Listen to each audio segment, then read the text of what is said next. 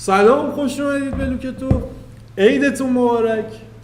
سال مثلا همین الان بود، یک فروردین ویدیو منتشر میشه.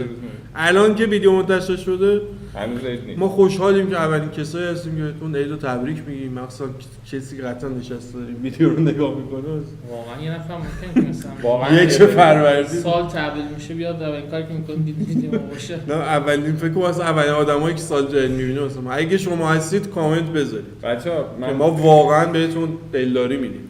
واقعا خیلی معذرت میخوام، ولی اگر اولین آدمایی که در سال جدید میبینید ما هستیم get a life and do something about وقتی سال تبدیل میشه اینطوری نوتیفیکیشن ویدیو ما میاد میگه که لوکتو یعنی چیه، بعد پلی میکنه ما داریم تبریک میگیم. خیلی قشنگه. مهمترین کاری که بعد امسال انجام بدین که به محله برسی ویدیوهای ما رو نبینید دیگه. برعکس همه داریم میگیم چون اگه واقعا کار دیگه برای انجام ندارید تو روز اول فروردین و دارید ویدیوی ما رو میبینید، واقعا نیازه که شما زندگیتون خیلی بیشتر از این برسه. این توصیه ماست تو سال جدید. ویدیو عرفانی شد اصلا، پیام سال نو رو احتمالا از جای بعد دیگه همه خاموش کردن. الان بسته، الان فوش میدن، همه رفتن دادن زندگیشون عوض کنن. میتونیم الان هر چی بگیم چون دیگه کسی نمیبینه اینجا. یه چیزا بگیم. اون چیزا چی شد؟ جنازه چی؟ داره چیزایی میگه که چون کسی نمیبینه. اون کدوم یه به پیرن قرمزه انداختیمش تو. خب اوکی دیگه. برشد دیستاشو در نیاریم. خب سال 1402 چجوری گذشت براتون؟ گذشت. اونو نگاه اون یه داریم تو 1403 سه شد دیگه سه شد دیگه، خیلی اصلا خیلی پیر شد. من امسال میشه 33 سالم. خیلی اصلا باورم نمیشه هنوز کودک درونم. آقا من حرفم پس میرم، ما باید بریم دنبال یه زندگی بگردیم. 33 چرا؟ من تا همین دیروز نشسته بودم شان فیفا بازی میکنم پای از این تلویزیون. بعد فراماسونی چه زندگیه؟ چرا بس عدد فراماسونی 33. ببین خب سال 1402 چجوری گذشت برات؟ گذشت. تو فقط محصول ساختی کل سال دارم. کل سال فقط یه کار کردم. اینقدر سال متحول کننده از نظر کاری بود، البته از نظر محتوایی نه از نظر مالی. و گذشت. من خوشحالم از نظر مالی هم متحول کننده بود. بدبخت‌تر شدیم. بدبخت بودم من. بدبخت‌تر. ببین همه هر سال پیشرفت میکنن، ما ایرانی‌ها هر سال بدبخت‌تر میشیم. حرف سیاسی نه من دارم بدبخت‌تر میشم. من یه غلطی کردم، اومدم در بازار رمزارزها سرمایه‌گذاری کردم، هم پولم دود شد. یعنی لیترالی 20 میلیون از دست داد. فقط این ماه. خیلی چرا تو ویدیو نیست؟ خیلی خوب داره که با مزه تیکه داره می‌بینه. اصلا فقط جاش بدیم یه جا خدایی. بابا حیفه پیش میکروفون دستت بگی صدات باشد. فقط این ماه 20 میلیون از دست دادم و در مجموع خیلی زیاد نمیگم پول. حالا چرا 4 نفری نشینیم؟ چرا جا نداریم؟ ما میخوایم ایگنور کنیم پول از دست دادن رامتینو، بهش اهمیت ندیم. و من هیچی هم دیگه منتظرم 403 میخوام یه کار خیلی خفنی بکنم. نه میخوام یه کار خیلی باحال کنم. دیگه از اون کشیدم، من توبه کردم دیگه از اون. میخوام با دستای خودم کار کنم. کار یدی کنی؟ تو با پا کار می‌کردی. کار ما رو تا الان داشتم کار نمی‌کردم. رمزرز کار نیست که. نه یه بار من خودم نفهمیدم چی شد آخه. یه بار روی رمزارزها ما خیلی سود کردیم. آره همون یه بار باش پلی استیشن خریدیم، بعدش ولش می‌کردم. 7 تومن گذاشتیم، یهو شد 15 16 تومن. درست. خب بخاطر اینکه این اشتباه من ما همونجا ولش کردیم. درستش همونه. آره طمع. یا باید خیلی اقتصادت خوب باشه، چیزا به من خیلی کمک، یا باید دانشت از علم اقتصاد خیلی خوب باشه، یا اینکه طمع نداشته باشی که من جفتشو ندارم. داری. یکیشو ندارم، یکیشو دارم. و میخوام 403 یه کار خیلی مثبت بکنم و ببینم که میخوای یوتیوبر تکیشی؟ نه میخوام پی سی خودم بسازم.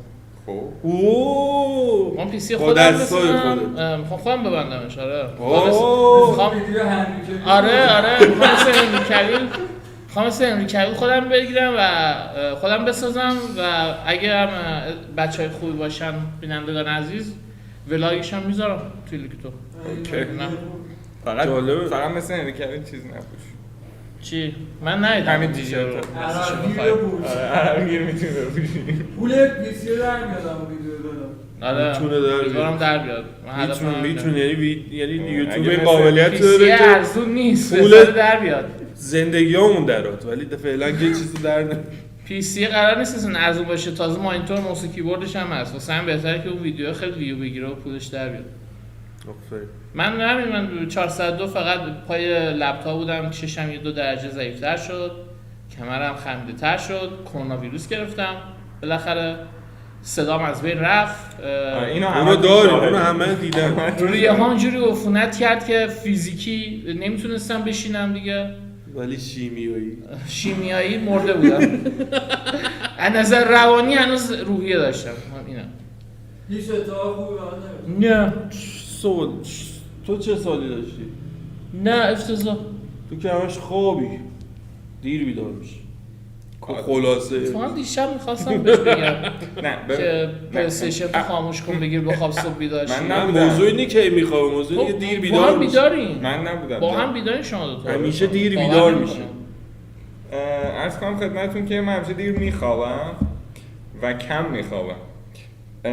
1402 یه جاهایش باحال بوده، یعنی یه جاهایش پر از اتفاقات باحال و خوب بوده بر من، یه جایش هم پر از اتفاقات ناگوار و دردناک. کلی مانع و کلی سختی و کلی چیز رو پشت سر گذاشتیم، ولی خب این بره میکروفون. ولی در نهایت میتونم بگم که سال خیلی خوبی بوده برای من، برای اینکه چیزایی رو به دست آوردم که آره احساس میکنم خیلی خوش شانس بودم که تونستم این چیزایی که الان توی روزهای آخر 1402 دارمشون، احساس میکنم خیلی خوش شانس بودم که تونستم به دستشون بیارم. ولی خیلی سخت بود، ولی خوب شد. مورو در کنار. آره رفیقای خوب. به نظرم 365 روز برای یه سال زیاده، باید کمش کنم. بعد اینجوری زودتر پیر میشیم آخه. نه اینطوری حساب کنم مثلا موقعی که میمیری مثلا ممکنه 150 سال حساب بشه. چه فرقی داره؟ خوبه دیگه، من خیلی دوست دارم عددم سرم. یعنی عمرمون طولانی میشه. تقویم رامتینولوژی بزن. اتفاقا یه سیستمی رو بعضی پیشنهاد میدن که اگه هر ماه سال 28 روز بشه، اون وقت ما میتونیم فیکس 13 ماه داشته باشیم و سال کبیسه هیچ وقت دیگه نداریم و اون وقت یه سال طولانی تر میشه. اینطوری با 365 روز 13 ماه. به نظرم که 13 ماه باشه تحملش راحت تر تا 12 ماه. چرا؟ چون نحسه؟ ها؟ نه به خاطر اینکه ماه زودتر تمام میشه، زودتر حقوق میگیری. آها آفرین. میتونه بگه 2 ماه یه ماها بار چند روزه میشه؟ 2 ماه یه بار حقوق. 28 روز. 28 روز. نه دیگه همون پول، من پول بیشتر میخوام تازه. بالاخره ببین برای ما که فرقی نداره. خلاصه که به نظرم روزا طولانی تر و سالا کوتاه‌تر. نگو از بیرون میپرسه، شما باشی که نمیپرسه. خودم سوال میکنم، خودم جواب میدم. موجی نداریم مگه؟ مثلا موجی مثلا پول جدا دادن یه موجی استخدام کردن. ببین موجی نداریم، با هم کسی که تو ماشین حرف میزنی موجی کیه مثلا؟ بازم توی اتفاق تو حرف نزنی کسی حرف نمیزنه. راست میگه، این انقدر آهنگ میذاره اصلا کسی حرف نمیزنه. من شروع به صحبت کنم تنها کسی هم که ایده این ویدیو رو داد تو بودی در واقع. ما رو به زور نشوندی. حرفام تموم نمیشه. من یه روز نشسته بودم داشتم خودم حرف میزدم. گفتم برای که حرفام تخلیه کامل خودم تخلیه کنم باید چیکار کنم؟ پیش خودت گفتی چرا با خودم حرف بزنم؟ پیش نفر دیگه چرا با دوربین حرف میزنی؟ آخر ویدیو دورو میاد. بچه من ویدیو عید چرا سبزه نداریم؟ اون سال توی سبزه خریدیم گذاشت هزینه کردیم. یه با ادیت یه سبزه اینجا اضافه کنیم. همون سالی بود که سبزه اضافه شد دادم؟ اسلام داره اضافه میکنه دیگه. اوکی. چی شد؟ اضافه شده دیگه جادو کردیم. من دست نکنه عید آوردی به سال خوبی داشتم، خدا رو شکر. الحمدلله. راضیم. پر تجربه جدید بود، پر سفر بود. من توی هیچ سالی از زندگی اینقدر سفر نرفته بودم. خسته نشدی؟ نه، فقط عرقسوز شدم. خسته نشدم. خیلی راه همش گرما و رطوبت. ولی این برام جالب بود چون من نمیدونم اصلا سفر نمیرفتم به اصول، چند سال یه بار پیش میومد برم. امسال خیلی رفتم، خیلی خوش گذشت، جاتون خالی و این خودش اتفاق جدیده دیگه و جذابه برای من. امسال سال 1402 رو سال سفر مینام و اینکه از نظر حالا زندگی که خوب بود همه چی، خدا رو شکر. از نظر کاری خیلی سخت بود، خیلی لحظه‌های استرس آور، خیلی دردناک و عجیب غریبی داشتیم. سایت آره یه سایتی که روش کار میکنیم که میدونید بیننده های لوکتو میدونن دیگه ما شغلمون چیه. فیلتر شد یه هفته بیده به خاطر استارفیلد. من واسه همین بدم میاد استارفیلد به خاطر لودینگ های دراش نیست. استارفیلد چرا باید باعث سگ نمیخره اون، همه رو گیم پس دارنشون. یه دونه داشتیم اون هم به خاطرش فیلتر شد. یه هفته فیلتر بدبخت شده. یعنی داستان بود دیگه. هر زحمتی کشیده بودیم تو 7 سال گذشته، هر جایگاهی تو گوگل داشتیم، همه اینا نزدیک بود دست بره. خیلی با چنگ و دندون نگهش داشتیم، بی دلیل مسخره. اصلا لحظه‌های خیلی سختی بود این موضوع و خب دشواری‌ها و چالش‌های دیگه. کرایسیس منیجمنت آمد خیلی جذاب بود اون لحظه. یه کارایی داشت می‌کردی. من همیشه همینجوری هم جون چند نفر اون وسط نجات داد. احساساتم به زبون نمیارم، سه چهار نفر رو آرامش درون میترکم و یک مرد احساساتش نشون نمیده. میرزه تو خودش تو 40 سالگی سکته میکنه میمیره. دقیقاً. از اون 7 سال وقت داری. 7 سال وقت. ببین استرسی که واقعا به شما میده خب چیز کمی نیست، واقعا یه قضیه خیلی وحشتناکیه و همیشه ترسشو داشتم که یه روزی سرمون بیاد. چون ما قدیم یه مجله بود به اسم بازی رایانه، قدیمی‌ها یادشونه، من ادمین سایتش بودم. اونم یه فروم داشت، فرومش خیلی پیشرفت کرده و خیلی کاربر داشت، خیلی جذاب بود، دور هم بودیم همه. اون موقع مثلا فروم بازی سنتر خیلی قوی بود، از اون جلو زده بودیم از نظر تعداد کاربر و بازدید و اینا. یکی کاربر اومده بود یه تاپیک زده بود به اسم دانلود فیلم. ای بابا بگید این از سمت خود سایت که نیست، من همینجوری فیلتر فیلتر می‌کرد. زدم فیلتر کردن تمومش، اصلا کلا نابود شد. یعنی مجله بازی رایانه هم یه مدت بعد اون دیگه چاپ نشد، اصلا خود فروم و سایت و هر چی کاشته بودیم همه سوخت، همه نابود، برای همیشه نابود شد. اصلا یکی از دلایلی که دیگه تصمیم گرفتیم خودمون یه جوری وارد کار شیم توی کار گیم و اینا همین فیلترینگ اون بود. اینا شاید من هنوز بازی رایانه بودم و این خب استرس همیشه بود دیگه، الکی سری هر چیزی ممکنه تو فکر الکی و خیلی لحظه‌های سختی بود. بدترین اتفاق سال بود دیگه. چی بگم از امسال؟ من عینکی شدم. تو عینکی شدی؟ دوباره نبودی؟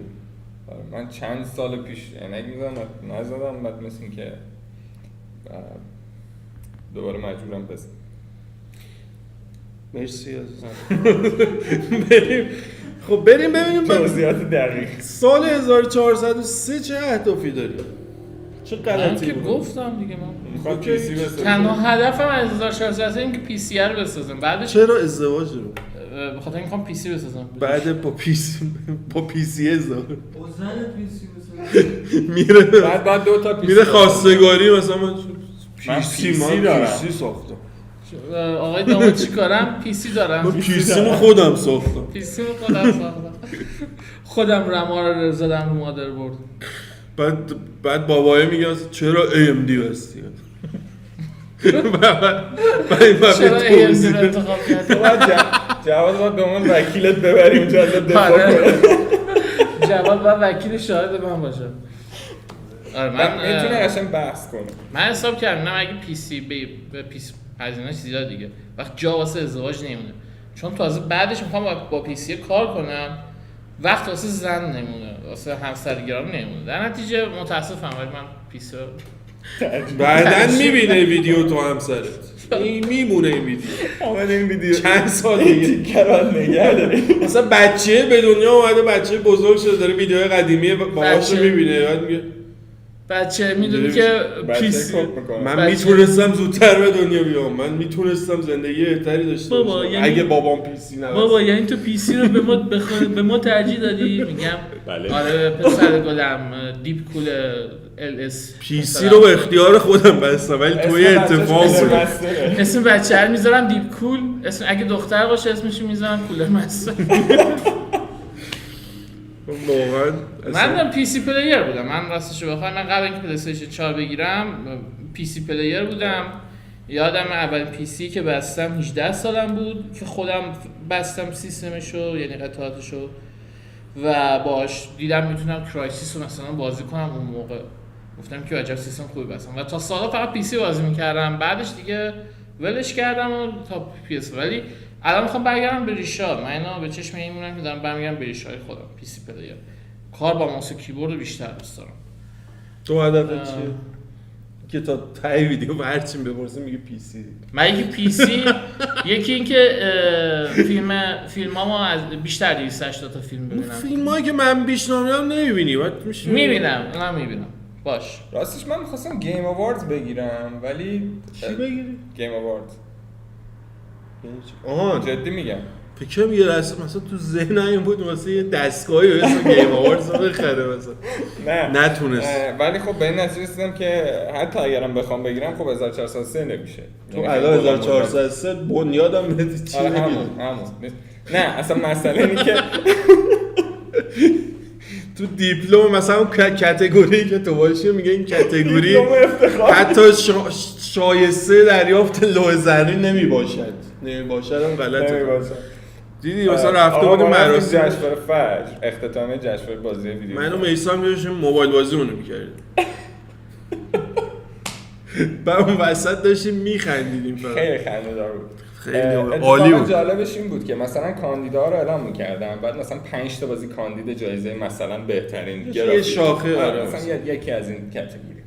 بعد میگفتش که خب داوران به این نتیجه رسیدن که هیچ کدام از بازی‌ها لایق دریافت غزال زرین نمیباشن. بعد اون یکی میومد میگفتش که ما آهوی زرین رو به هیچ کدوم از بازی‌ها ندادیم. هنوز سر اسم جایزه هم به توافق نرسیده. به همین دلیل دیپلم افتخار میدیم بهشون. مثلا فکر کنید تو مراسم اسکار میان بهترین فیلم سال انتخاب کنن بعد میگن نه هیچ فیلمی بهترین هیچ فیلمی خوب بالاخره بین بد و بدتر یکی باید یه کوفتی باید مثلا بالاخره از بین 5 تا یکی بدتر یکیش بدتر باشه بین بدترین ها مثلا. خلاصه این که یه کاپ چیز ساختید آهو میخواد بدید دیگه چه مسخره بازی. و یه همیشه هم یه دیوار دفاعی وایساده اینجوری. آره 5 نفر دیوار دفاعی وایساده. خلاصه این که ما تجربه خیلی تجربه عجیبه. من وسطش ما اومدیم بیرون. آره ما اومدیم بیرون و خلاصه حامد که اشاره میکنم یه دیپلم افتخارم بد نمیدن همونو میگه. آره راست میگی 1403 اینا که نه ولی خب شاید یه روز گرفتیم. دیپلم افتخارم یه چیز مسخره است تو جشنواره‌های ما خیلی بهش فکر می‌کنم توهین آمیزه. آرزو بر میان سالان عیب نیست. مثلا تو که جایزه نگرفتی بیا این حالا این دیپلم افتخار بگیم مثلا بگیم این لوحم چیز بود توی دداست تو کانتنت و فری من اینجا بود مثلا اینا مثلا میسم اینجا بود فلان بازی اینجا بود. خب نه حالا هدفهای این که بلند مدت هدف کوتاه ببین من کلا تو هدف کوتاه مدت چیدن سانسور کن. آره خودش کرد کار ادیتور راحت کرد. آره ریدم تو هدف تو کار ریدم. ببین بزرگترین هدفم اینه که یکی از ارزشمندترین چیزایی که امسال به دست آوردم رو حفظ کنم. ضمن اینکه تو همین مسیری که حالا داریم جلو میریم بیشتر تلاش کنم بتونم حداقل صبح زود پاشم مثلا حامد دیگه همین کافیه. آره. همه چی درست میشه. مثلا حامد میگه ساعت 11 اینجا باش، من تازه 12:45 دقیقه نیام. همه چی حل میشه. آره. به همه اهدافی که نمیخوایم میرسم. به همه چی میرسم. سحرخیز نه مثلا 10 پاشم 9:30 که سرخیز نی 9:30 10 پاشی حله همه چی. شب زود بخوابم حله. چون من کم میخوام. من هر دفعه سرخیز شدم واقعا نابود شدم. آره پس خب اولین هدف 1403 اینه که شب زود بخوابم. دوم اینه که صبح زود پاشم، حالا بقیه رو کم کم. اگه روز اول زود پاشی تا آخر سال زود دیگه حله دیگه. آره چه ارتباطی حالا روز یک اگه دستشویی باشی تو سال تحویل تا آخر سال دستشویی. در مورد ساعت 3 بعد از اون یکی فهمیدین یکی داره صدا میسم پاشو. من اهداف مسخره‌ای دارم واقعا. من خیلی مسخره تر. اون باز پی سی می‌خواست بسازم زود پاشم. من خونه رو باید عوض کنم. احساس من کوچیک نه همون که مستاجریم دیگه. از یه جا بریم یه جای. آقا تو تهران سخت. من یه 5 روز جای داشتم 10 متر قیمت بزرگتر. خونه می‌دیدم اصلا قیمتو که اصلا عجیب غریبه. یه جایی که میرم یه ذره بزرگتر باشه، رانندگیمو تقویت کنم. اهداف اگه اون شورتی که من ساختم ببینی رانندگیت خوب میشه. منم تو این مشکل همین الان بیا ببین. من اومد در ماریو کارت رو بازی کنی. ببین من یه مشکل بزرگی دارم با رانندگی. بلدم میترسم. مشکلم اینه مخصوصا تهران که اصلا افتضاح اصلا کثافت. من تازگی تصادف کردم. تصادف که میدونم بشینم میکنم ولی همه کوچه ها تنگ، همش یکی میاد بعد تو دندقب بگیری راه باز شد. همش چالشه، همش این تمامش چالشه. و مثلا چقدر توی مثلا چند وقت پیش کیش بودم اصلا انگار ایران نیست، اصلا تعجب میکنی ماشینای چیز نه اصلا نه کلا تعجب اصلا ببین همه بهت راه میدن با توقف کامل که هر جا خیابون میخوای راحت رد چی اصلا میمونی اصلا. آره اصلا وای میسته یارو تعجب میکنی چرا وایسادی بی خود کردی وایسادی کیش فکر کنم واسه چی وایسادی بعد حق تقدم داره. حق تقدم تو میدون با ماشینای تو میدونه خیلی رعایت میکنه. حق تقدم اصلا وارد میدون نمیشن تا میدون تخلیه نشده. همه تو صفن تا میدون تخلیه شه، حتی اگه مثلا ماشین زیاد باشه، حتی اگه خلوت هم باشه هیچکی نباشه یه ماشین اونجا باشه یارو نمیاد وارد میدون شه، میذاره این بره بعد این میاد وارد چیز بشه. این خیلی عجیبه. حالا اگه مثلا تهران یک کرج باشه طرف نمیخواد اصلا جایی هم بره بعد میاد داخل فلکی جلو ماشین هم میگیره اصلا همونجا هم میمونه. اگه بازتر بالاخره سریعتر زرنگ‌تر هدفش فقط اینه که راه اونو ببنده نه اینکه همه میخوان حق همو بگیرن. حق خودشونه. آخه حق ولش. ببین این داستانی به حال وجود داره ولی یه اتفاق خیلی بدی افتاد واسه من تو همین سفر اخیرم تو کیش. حالا انقدر تعریف میکنم راننده و اینا. کیش یه 700 رس آهو داره. آهو کشتی؟ من نکشتم. من چی میگه؟ چرا اینجوری تعریف میکنی؟ به محیط زیست آسیب من نمیدونم قضیه چیه اصلا. خب بذار این قدم که مثلا رعایت میکنن همه تو شهر مثلا بیشتر از 60-70 تا هیچکی نمیره، همه اوکی ان و اینا. یه شب ما سمت غرب جزیره بودیم، می‌خواستیم برگردیم به سمت شرق و یه جاده‌هاش یه مقدار خلوت بیابونی‌تر، آهو هم میاد وسط جاده مثلا میره و اینا. اون راننده تاکسی که ما رو سوار کرد داشت با 120 تا داشت میرفت راه همینجوری داشت میرفت و یه آهوی دیدیم که این دیگه نمیتونست کنترل کنه ماشین رو دیگه زد و یه لحظه خیلی بدی رو واسه ما ساخت و کرایه‌اش هم گرفت حتی که می‌خواستم لوش بدم اسمشو نمیدونم می‌خواستم پلاگش عکس بگیرم لوش بدم. اصلا خیلی اینکه حس بدو داری به مسافرت میدی، حالا چه تو سفر باشه چه هر جا، اصلا داخل تهران باشه هر جا تو کسی رو سوار میکنی دیگه اون موظفی که اونجوری که خودت دوست داری رانندگی نکنی دیگه، برای یکی دیگه داری رانندگی میکنی، باید رعایت حال اون رو بکنی که چه برسه که مثلا یه حس خیلی بدی خاطره بدی رو تو ذهنش ثبت کنی برای همیشه بمونه و این اگه با سرعت مثلا 70-80 تای مجازش میرفت هیچ اتفاق بدی نمیافتاد دیگه، نتونست 120 رو کنترل کنه تو فاصله مثلا چند متری و دیگه احتمال زیاد با اون سرعت وای نست نه دیگه وایس من وای میستادم، من جرئت نمیگم پیاده جا شم. میذاش میرفت دیگه اونجوری که من از این من رفت اصلا گفت وایسام جریمه میشم، جریمه‌ش هم سنگینه، دوربین موربین اگه بگیرتش که بعد دیه کامل بده و نمیدونم فلان و داستان و اینا. و اونجا هم حتی هستن باز کسایی که رعایت نمیکنن، ولی خب عجیبه دیگه این اون قسمت‌های شهر نشینیش مثلا مرکز شهرینش که رعایت میکنن خیلی عجیبه. مثلا عادت ندارم تو آب از لبه جزیره نمیپرن تو آب. به دوربین بندگان سیامک انصاری چرا؟ چی میگی؟ چرا؟ آقا احمقن. یه دونه این لوئیس سی کی توی یکی از استندآپاش داشت راجع به آقا حرف میزد، موجودات خیلی خوشگل، خیلی احمقن.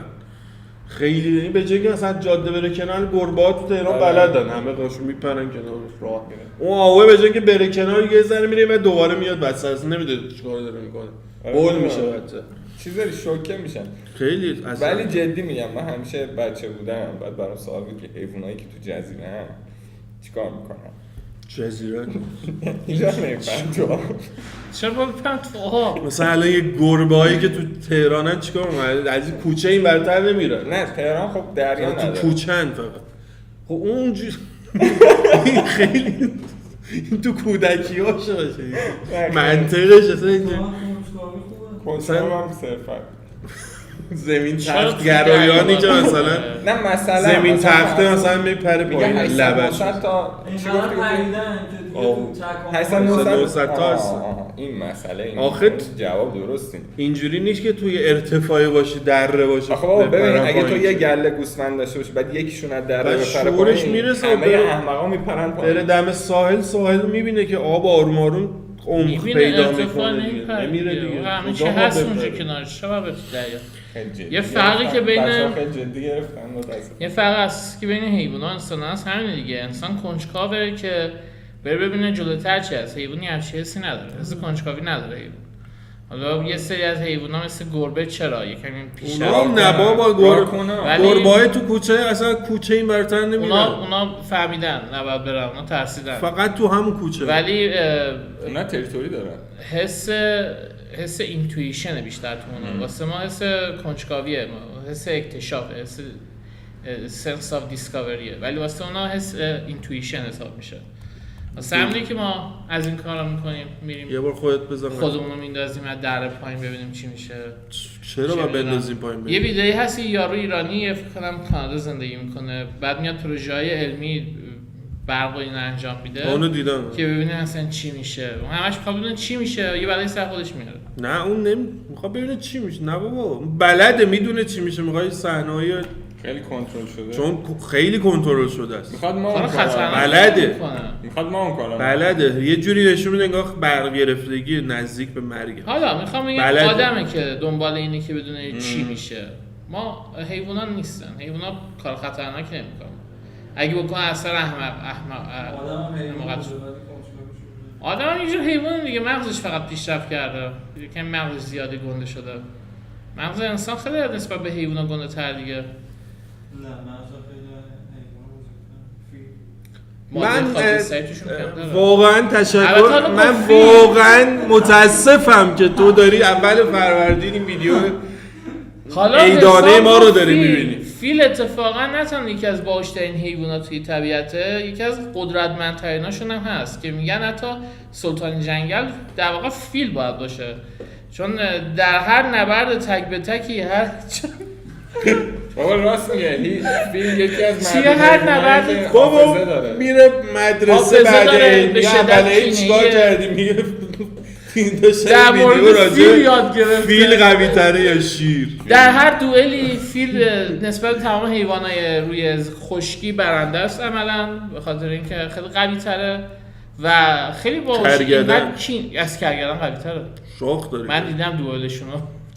شاید اون یه چطوری این شاید ویدیو اون رو یه من دونه دیدم؟ کرگردنه اون روز نه روزش کرگدن نبوده. بود نه، و عجیب. فیل خیلی فیل راحت خیلی- بهش شاید می‌رسه. مثل ایران ژاپن اون روز ژاپن نبود. ببین فیل ایران بود. فیل 1 2 3 4 5 6 7 تا سلاح داره. بعد فیل بزرگتر فقط کرگدن دماغش اصلا نمی‌گیره. نمیتونه 4 تا بزنه. پا داره. پاشو دو رو تا تو آج بیاره داره، بالا. یه ببین دندون هر خورده. پای فیل میتونه یک کرگدن آره رو بابا، راحت اصلا لهش کنه. میکنه. آجاش اونقدر تیزن که خیلی راحت میتونه پوست سفت کرگدن سوراخ کنه. ببین. و با خورتومش هم توی دلت ولی برای نه، اونی همین بسوزه که اون اول با نهنگ بزنده فروردین چی؟ نشسته داره اینو ببینه داره یاد میگیره 4 تا چیز مرتبط و عید بعد بگیر. ایران که فیل رو شکار میکنن هیچ فیلی نمیره شکار میکنن فیل چرا فیلو شکار میره می‌کنه؟ بچه فیلو شکار میکنه. فیلای بزرگ رو دست جمعی برش شکار ولی میکنه نمیاد کمک معمولا فیل دیگه. های متور مادر بود راه تاکسی نشسته و راجع به خرگوش و اینا داشتن بس واقعا من تازه می‌خواستم پشت صحنه هنگ کردم مرغاب میتونه شنا کنه، مرغاب میتونه پرواز کنه، مرغاب میتونه دیگه چیکار می‌کنه؟ بابا چیه جون این مرغاب ببین برگردیم سر بحث مرتبط من یه با سوال دارم نوروز. آخه آها امسال سالش آره اجداست. اجداست یا نهنگ؟ اجداست چی؟ اجداست کدوم یکیه؟ سال چیه؟ اجدا یا نهنگ؟ چرا داری میپرسی اینو؟ چون بینش اختلافه نه میگن اختلاف اجداست بین که کیه؟ بین اجدا و توی نهنگ ساینای یا زودیاک بین فیل و شیر؟ بابا تو ساینای زودیاک اجدا و نهنگ یه ساله خب الان سال اجدا یا نه؟ الان That's the question. بازار تجریش موافق اجداست بیشتر. بازار چی میگه؟ خب حالا یه سوال سال چینی کی شروع میشه؟ چند ماه پیش مشهور نشد. آفرین دقیقاً. بنابراین ما اگر بخوایم سالی که به دنیا آمدیم و بر اساس زودیاک سایمون در نظر بگیریم، اگه تو 3 ماه زمستون به دنیا آمدیم، اکثر ایرانی‌ها سالی که به دنیا آمدن اشتباه محاسبه کردن. چی؟ اشکال نداره. مهم نی. الان مهم زندگی الان به ببین ما الان داریم میگیم سال 1403 سال اژدهاست. خب در صورتی که کسانی که از تقریبا دی ماه 1402 تا اواخر آذر ماه 1403 به دنیا آمدن زودیاک ساینشون اژدهاست. یعنی سال اجدا نیست. هست ولی از دی ماه شروع شده. بنابراین بچه‌ای که از دی ماه دی بهمن اسفند 1402 هم به دنیا آمدن سال اجدایی حساب میشه. اینا همش ببینید تقویم اصلا یه قرارداد انسانیه که سازمان‌های کپیتالیستی درست کردن که تو تقویم بفروشن. من فقط میخوام حامد نرسه در موضوع اصلیش. بیا یه ذره حال و هوا رو ببریم.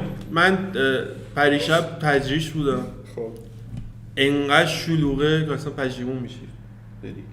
آره خب ولی حال و هوای عید داره. ببین مثلا اینجوریه وای میسی مثلا یه تو بازاری مثلا از این ور داره جمعیت میره، از این ور داری مثلا مغازه‌ها دور و برت 20 دقیقه وایسی که یه قدم برداری.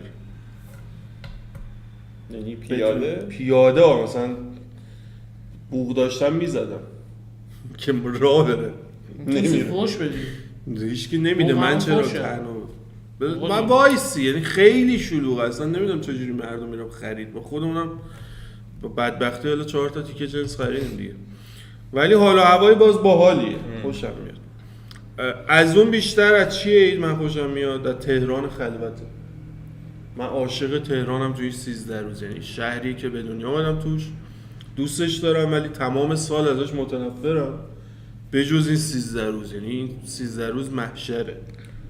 یعنی بی‌نظیر. هوا تمیز ترافیک اصلا نی، ماشین کمه، اصلا هر جا میری خلوته، هر جا میری عالیه. شباش الان که ما رمضان خورده بهش شبا باز یه نایت لایف نصف و نیمه داریم تا 2-3 شب همه کافه ها اینا بازن، چیزی که قبلا خارج از ماه رمضان اصلا وجود نداره. همه جا 11 اینا میبندن دیگه اصلا هیچ. یعنی شهرهای دیگه الان شما زندگی میکنید کسایی که دارن این ویدیو رو میبینن، خیلی از شهرامون تا صبح نایت لایف وجود داره توش، مغازه بازن، رستوران، ساندویچی باز. تهران باید 12 ببندن، 11 همه بستن، هیچکی باز نیست و خیلی بده شبای تهران از این نظر خیلی بده. ولی خب این عید جذابه. این 13 روز خیلی جذاب. من ترجیح همینه. تو کل زندگی من کلا یه بار عید مسافرت رفتم و یادم بچه بودم مشهد رفتیم چقدر شلوغ بود. اصلا نمیفهمم مردم چرا میرن مسافرت. حالا به جز اونایی که میرن شهر خودشون پیش خانواده‌هاشون، خب همون بازار رو دارن. آره دیگه، یا مجبورن برن، مثلا نمیتونن تو طول سال مرخصی چیزی بگیرن برن. خیلی شلوغه. همه چی هم شلوغه، هم گرونه، هم ترافیکی. اصلا هم دانشجوها دانشگاه دارن، دانش آموزان مدرسه دارن. آره اینا. آره کارمندا که برن سر کار. حالا اون شغلایی که همیشه میرن سر کار مثلا پرستارا و دکترا اونا که هیچ بندگان خدا عیدم باید دارن، ولی خب اکثریت جامعه عید چیز دیگه، یعنی تعطیلات نوروز بهترین تعطیلاتشونه، منطقیه این قضیه. ولی آره تهران من 2 سال الان عید و حالا مسافرتم برم، یعنی من ما شمالی مسافرتم مثلا میریم 2 سال زود برمیگردم. 2 سالی که زود برمیگردم اون تهران خلوت رو دیدم و واقعا بی‌نظیره، اصلا فوق العاده است. یعنی هر جای دیدنی داره، انگار توی شهر دیگه ای اومدی مسافرت میری 4 تا جای دیدنی همه چی جدیده، هوا فرق داره اون 13 روز، اصلا یه چیز دیگه است، اصلا توی یه شهر جدیدی تو. امسال من هر سالم سعی می‌کنم یه جایی مثلا یه 2-3 جایی برم که نرفتم تا حالا، انگار مثلا توی شهر جدیدم، یه جاذبه گردشگری مثلا جدید رو رفتم مثلا دارم می‌بینم. بس کلی هم جدیده، خیلی حال میده. امسال که تعطیلات خیلی کش داره، یعنی دوباره بعد از 13ام بعد ماراسون تموم شه، عید فطر پشتبند بشه. من واقعا لذت میبرم خلاصه و سعی میکنم نرم هیچ جایی، یعنی مسافرتم همین یه هفته پیش رفتم که دیگه عیدو نرم. ایول عملا تا 24 همینجا تعطیله. آره تا 24 تعطیله. ایول آفر خوبه. امیدوارم بر نگردید یه عدتون، ولی سال دیگه خیلی تا بیاره تهران همچنان یه خلوت بمونید دیگه بچه‌ها. 24 بمونید. بپیچونید. من که خودم دارم میرم سفر، بعد وسطای تعطیلات 13 روزه برمیگردم، اما شما بمونید. نه شما نگید. تو هم داری میری پیش خانواده دیگه. آره.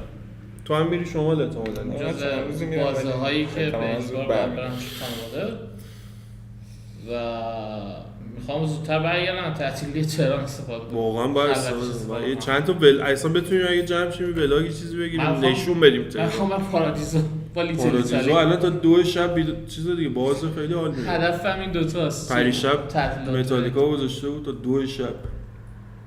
من ماه پیش رفتم آخرین بار و خیلی لباس تیشرت گانز ان روزز پوشیدم، نمیدونم طرف منو دید این کارو کرد یا همینطوری رندوم بود شروع کرد پلیلیست گانز ان روزز پخش کردن و با یه برگر خیلی خوشمزه خوردم. تصور کرد. بسیار پارادیزو هر وقت من خوش می‌گذره. پارادیزو کافه‌ای که هم نه تنها حالا پاتوق ما بوده و زیاد میریم. پاتوق که نیست، من بعد یه زمان پاتوق رفتم. نه واسه ما یه زمانی پاتوق. زمانی که نزدیک بود و ما همیشه نزدیک بودیم میرفتیم. الان من سالی 2-3 بار رو میرم نهایت، ولی خب خیلی از بچه‌ای که میشناسم زیاد است، خیلی من خیلی می‌خوام خیلی هم میرن اصلا، با اینکه یه کافه کوچیکه ولی جای باحالی خوده، جای دنجیه، زیاد میریم. دیگه از عید چی بگیم؟ به حال اول فروردین نشستم دارم ویدیو رو بشینید بازی کنید. چیو تمام کنم؟ 39 دقیقه شده، 1 ساعت بشه، 1 ساعت از خیلی چرند گفتیم آخه. میخوای تو عید چیکار کنید حالا؟ هیچی. بچه‌هاست، ما همین که بتونیم بخوابیم خودش هنره. من نمیخوابم تو، من استفاده 8 روز میخوام بخوابم، 8 روزی که سفرم. من پلی استیشن با خودم میبرم. هدفم اینه که بازیایی که مثلا این مدت می‌خواستم بازی کنم و یه نگاهی بهشون بندازم. ایده خوبه. ما که ببریم بعد اگه یکی دیگه اونجا پلی‌استیشن داشته باشه میتونیم توی خونه 2 تا تلویزیون بذاریم بعد پلی‌استیشن باش بزنیم. من که همچین آپشن ندارم. نه من پلی‌استیشن میبرم، با بچهای فامیل فیفا میزنیم، با خواهرم مثلا بازی کوآپو بازی میکنم و یه سری بازی مثلا دسترندینگ شب بالاخره تمام کردم توی همین چند روز. نه هنوز فصل 3 بعد از 120 ساعت چقدر نوتیفیکیشن گوشیش ما رو پاره کرد. رزیدنت ایول 7 رو بالاخره تمام کنم. کلی بازی از دیابلو 3 هست. من ولی فکر نکنم اصلا بتونم بازی کنم. WWE 2K25 احتمال زیاد مهمونیا پاره میکنه آدمو. تو آره خب تو یه وظایفی داری. خیلی زیاده، یعنی یا عالمه بری یا عالمه بعد میاد. من مولتی تاسک می‌کنم. اصلا وقتی اون وسط نمیمونه. و اینکه مثلا بتونم یه 2-3 تا مینی سریز مثلا ببینم که بشه سری جمعشون کرد مثلا هر کدوم. حالا هر سال پیشنهاد خودمون هم میگرفتیم، مثلا وقت نشد خیلی، تازه هم گرفتیم پیشنهاد خودمونی رو، ولی همونا رو ببینید همون ریورس فاینال فانتزی ریورس. من واقعا عیدا هر سال برنامه خوابم که عوض میشه نه که زیاد بخوابم، نه از سر همین مهمونی ها این اون ور تا 3-4 مثلا بیدارن همه، از اون ور تا ظهر میرسه، جای شب و روزم یه خورده عوض میشه با. بعد فکر کنم من تو این شرایط بخوام خوابمو درست کنم اصلا نمیشه. تعداد خمیازهای من تو این ویدیو رو بشمارید مشخص میشه. خمیازه میگیم حرف خواباوری داریم میذاریم ما. نه بابا هیچ ربطی نداره، من همیشه دارم خمیازه کشیدم. اصلا ربطی به خوابیده البته با توجه به اینکه یکی از مخاطبامون بیرون خوابیده. خوب شیخ خوابیده. ببین بعد نهار آدم سنگینه. یکم سخت. رمضونه آقا. ربطی نداره. من در اصل این موقع هده داره. من در اصل این موقع وقت خواب نیمروزمه. من باید آفرین. الان در حال شروع زدن باشم. ایدی زیاد گرفتید که واسه چیز بهتون بگید. من نه. هیچ وقت عید نگرفتم. هیچ وقت ایدی نگرفتید. ببین ما پارسال 50-60 تومن. پارسال خوب عیدی گرفتیم، تازه عروس داماد بودیم. کم. امسال باید عیدی بدیم دیگه، هیچی نمیگیریم. نه من خیلی وقت تو سن عیدی دادم. آره من یه چرا بار عیدی یه بدی؟ شلوار کی میاد خریدم. خونت مگه؟ بچه میاد من خونت؟ میرم خونه با خانواده میرم خونه فامیل بچه اونی که- اصلا میخواد به اون عیدی بده. من به کیه؟ برگ سبز. من تو حالا عیدی نگرفته بودم. کسی که میاد خونت باید بهش عیدی بدی. تو چرا عیدی میبری؟ من در حال دیگه میگه که تو میزبان باید عیدی بدی. میام خونمون میگه نه بابا میام خونمون. تیغ میزنه. چرا من خونه خودم خونت میاد و بابات هست بده، تو چی عیدی کاره؟ میدم. خب خواهرت اوکی، به بچه های فامیل چی اگه بچه؟ میان عیدی میدم. چرا؟ خونه خودمون چرا؟ هست. چی میگی؟ ساده بستگی است. به بچه داره. سنش یا ما هم تیغ بزنیم. کمترینش 100 تومن. 100 تومن. بابا 100 به من 100 به من بده. من خیلی پول داره ها. پی سی میخواد بگیره 100 تومن 100 تری تومن. داره. دنبال نسبت به جمله بچهش داره. 100 بده من همه بچه های فامیل میزنم، چرا بزنی؟ همه رو دور میکنم ازم، مخ همه رو میزنم. بابا یه ایکس باکس بذار به هر اونجا حال. سریز اس. 100 تومن بده. من سری ایکس هم بگو حالا ساعتی دارم. 20 بعد تومن. نمیخوامش. بعد به خودت بده. من برای یه چیزی الان باید میگن بین خانه خانواده هنوز محبوب بمونم یا نه. محبتشون باید با پول بخرم. من واقعا پارسال شروع کردم عیدی دادن و به عنوان میزبان به بچه خیلی حس بزرگسالانه پیری داره. خیلی حس پیری داره. ببینید من از همینجا به خانواده‌ام که میدونم هرگز این ویدیو رو تماشا نمی‌کنم اعلام کنم. من حالا عیدی نمیدم بابا جان. نباید بری تا زمانی که خودت صاحب خونه ای من مهمون دعوت میکنی. خونه خریدم هر موقع اتفاقا قبل از اینکه عیدی بدم میمیرم. کادوی مختلف بزن رو میز. هر کی اومد پای درخت هر من. کی اومد شانسی برداره. شانسی. رندوم. خب هست دیگه این درس زندگی میدم. تو ایران نیست. زندگی بهتون پوچ باشه مثلا. من مثلا چیا میخوای بذاری توش؟ دیگه توانم. اوکی یعنی جوراب. کتاب ممکنه باشه. من الان یه چند می‌شناسم نرخ قبل عیدی این بار 45 بالا. تومن. آره، اون مثلا بالا 50 مثلا بده. اوکی حالا اگه یه بچه‌ای که 6 سالشه نظر 5 سالشه فامیلی بره که کتاب برداره میگم همینی که همینی که هست 2 سال باید صبر کنه. اوکی.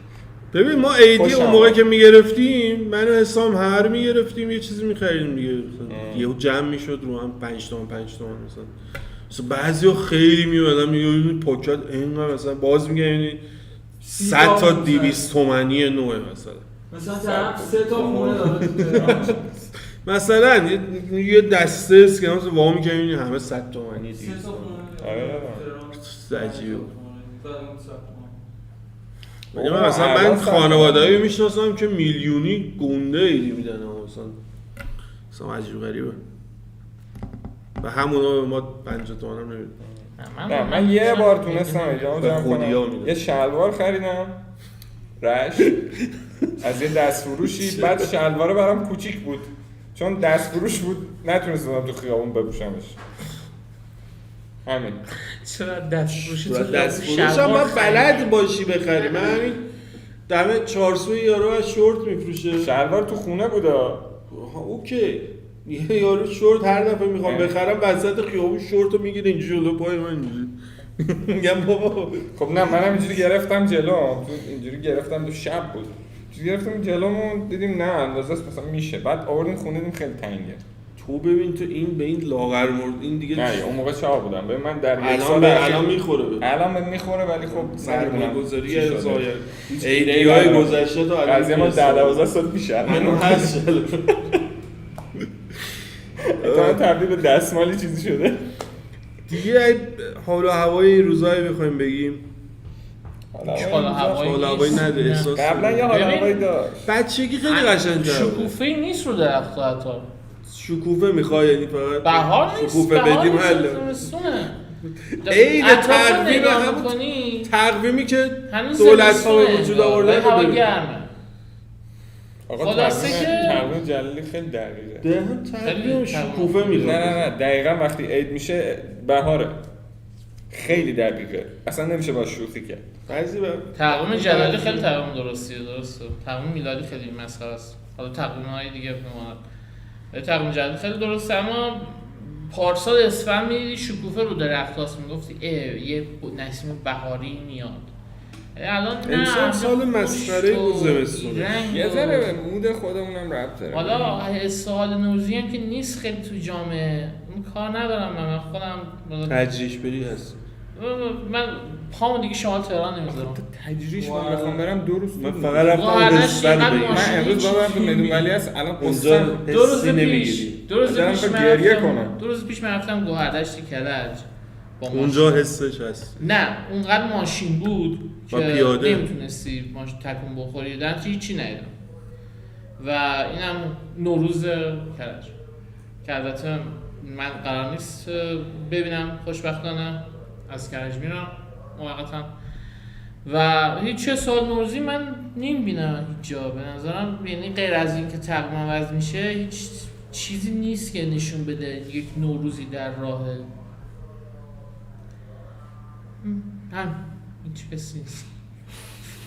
فیک برو. حالا 60 سال دیگه خبر خوب سال دیگه خبر اتفاقای خوبی در کنار هم باشه تا مثلا حالا استراحت 4-5 روز اول یه استراحتی میزنیم بر بدن یه ذره ریکاوریش. از دوم بعد باز بشینیم پاس نه بهار شدی من تا 4-5 اوکی نه نمیام. من قرار نیست بیام. من خب بندازم گردن شما تو هم بخواب. من میخوام بندازم گردن بقیه قرار نیست تا 5 من هم بیدارم این دعوا میکنم شد بخوابم میدی. حالا عید دیدی 4-5 روز اول نه بود روز دوم میگی که صدا رو بفرست. میخوام توی 5 روز دسترنگیمو تمام کنم. اون صدا رو بفرست عیبی نداره. من یادمه مثلا یه موقعی که سال تحویل داشتم کار میکردم. جدی؟ لحظه‌اش یا مثلا لحظه‌اش من اومدم یه دقیقه دم سفره. من اون موقعی که به خاطر کرونا عکس انداختم برگشتم پای سیستم دوباره. موقعی که به خاطر کرونا همه جا قرنطینه بود و عملاً و جایی نمیشد رفت. من یادم اون موقع سال تحویل داشتم مقاله در مورد PS5 می‌نوشتم که هنوز تازه معرفی شده بود. ولی بعد از اون دیگه هیچ وقت کار نکردم سال تحویل. این سال تنها بودی؟ آره دیگه جایی نمی‌شدم. بهترین تعطیلات. اون سال خیلی سال عجیبی بود اتفاقا. عیدم تموم شد. عید نه بهمونی رفتیم نه مهمونی اومد. خیلی خوب بود. بعد تا 30 فروردین تو خونه بودیم. من جمعاً 2 دفعه خونه رفتم بیرون. من تو اون 30 روز اون غذا درست کردم 25 اضافه وزن پیدا کردم. خیلی عجیب بود و بعد اصلا دفتر خودمون هم نمیتونستیم برگردیم به خاطر اینکه الکل و ماسک نبود. آره قحطیش اصلا ماسک نبود، هیچی نبود. یعنی گفتم دوست دارم بیام حداقل تو دفتر. یا پیدا میشد. بعد مثلا اردیبهشت که چیز شد برگشتیم دفتر. هر روز صبح میومدیم دفتر کیبوردها و موسا رو برمی‌داشتیم الکل مالی و بساو حالا هیچکی نبود. خودمون روز قبل اونجا بودیم باز فرداش می‌اومدیم به شور بساو مسکی برد. یا ترشی می‌خریدیم الکل می‌زدیم. هر آدمی میاد دفتر همه بچه‌ها ماسک. آره این وضعیتی بود. آقا ترسناک بود. خب می‌مرد. خیلی من هم موقع خیلی مثلا از احتیاطای خودم میگفتم مثلا میذاشتن رو حساب مثلا بابا سوسول. نه بابا جدی همه داشتن میمردن. یعنی یه روزایی من یادم میاد دیگه تمام کوچه از سر تا ته آگهی دم هر خونه یه دونه آگهی تحریم بزرگ چسبونده بودن پارچه سیاه و اینا. همه واقعا جدی بود که منم بعد 6 ماه بالاخره شهریور اون سال کرونا رو گرفتم. خیلی هم شدید در حد بمیره. در حد نفس تنگی بود آخه نمیتونستم نفس بکشم. یادمه بابا واقعا نفس کشیدن سخت شده بود و اصلا شانس آوردیم. مثلا اون روز که حالت بد شد یادم بعد من نمیدونم چجوری ما نگرفتیم خیلی عجیب بود. خیلی نزدیک شما نمی اومدم. اون روز که حالت بد شد حالم بد بود می اومدم چیز کردن رو مبل سالن مثلا دراز میکشیدم مثلا نمیدونستم هم کرونا است فقط به شدت بیحال بودم. انقدر مراقب بودیم که احتمال خیلی ما می اومدیم تو دفتر میرفتیم تو یه اتاق در میبستیم هیچ فهمون 4 تا تو اتاق بودیم از صبح تا شب.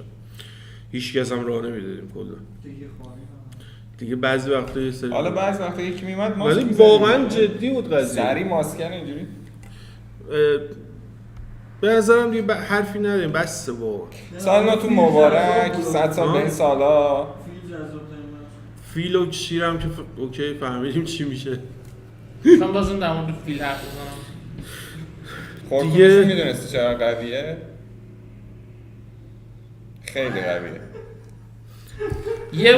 یه بار داخل یکی از کشورهای آفریقایی بود که دهکده‌هاشون یه زنی رو یه پیرزنی رو قراره به خاک سپاریش میده. فیل میاد. بعد فیل میاد حمله میکنه به جسد زنه. معلوم میشه که زنه قبلا این فیله رو اذیت کرده بهش یه آسیبی رسونده.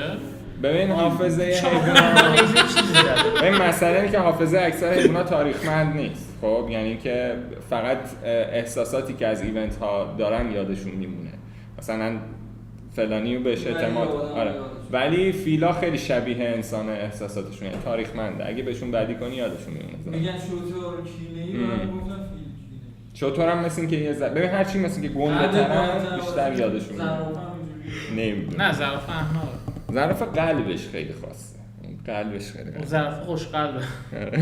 متاسفم که سال جدید از حیوانایی که اینجوری اینجوری افکار دارن که فیل یکی گربه سالانن کلاغا میگن و کلاغا فوق العاده پرنده‌های باهوشی ان برخلاف سایر. داری قطع می‌کنی باشو ببند ویدیو رو داریم صحبت می‌کنیم بابا من میرم اونجا دراز میشم صحبت اون کلاغا بودن تا 5 6 سال به مرد حمله می‌کردن کلا و اگه به کلاغی کمک کنی کرونا بود یه دهکده تو آسیا شرقی میمونا شورش کرده بود.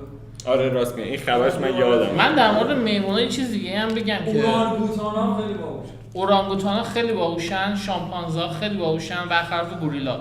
این نشون میده که هر چقدر تو هیکلی تر باشی زوال عقلت بیشتر دیگه داره به جای بد میره.